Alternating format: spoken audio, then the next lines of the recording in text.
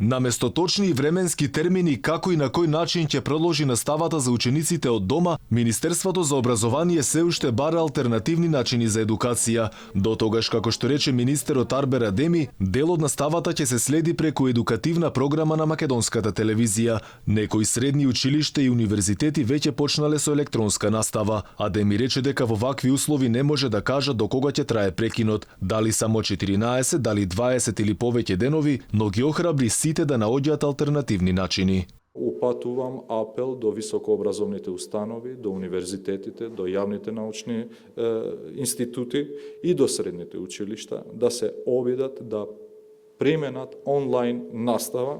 Министерот вели дека дел од наставниците не можеле да се прилагодат на дигиталното учење, но и дел од децата немале компјутери по дома за тоа да го следат во живо. Како алтернативни начини за учење ги посочи бесплатните апликации. Дали сите имаат IT уреди? Дали сите знаат да ракуваат со IT уреди?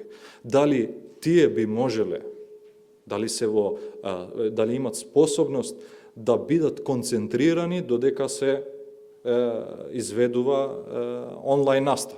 Инаку досега само општина Карпош направила дигитална платформа за изучување на наставата, но само за учениците од 9-то одделение.